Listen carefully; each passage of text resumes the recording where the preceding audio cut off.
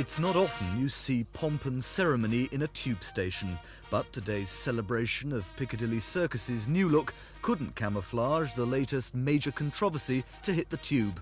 Turning the laws of supply and demand upside down, LRT plan to raise fares in order to stop their customers using the network.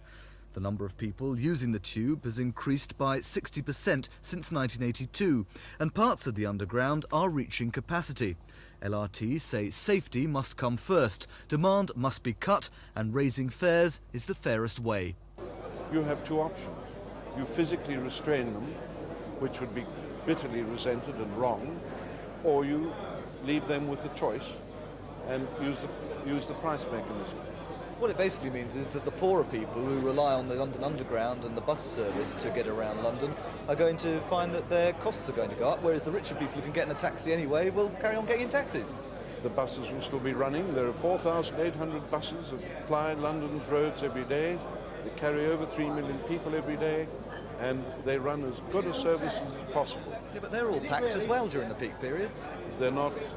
There is still capacity during the peak periods, I do assure you. LRT are giving no indication of by how much fares will go up. But since the idea is to deter people from using the system, it's got to be by more than inflation.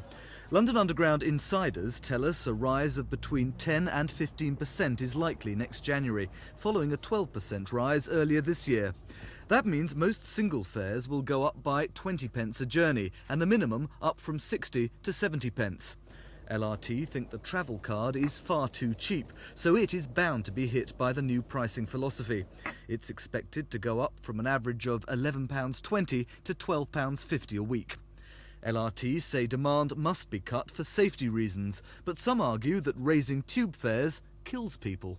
The real way to save lives and to avoid injuries on the Underground is to get more people on it and off the roads.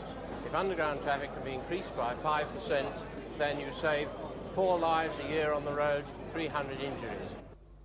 Meanwhile, even Richard Hope was pleased with the new Piccadilly Circus station.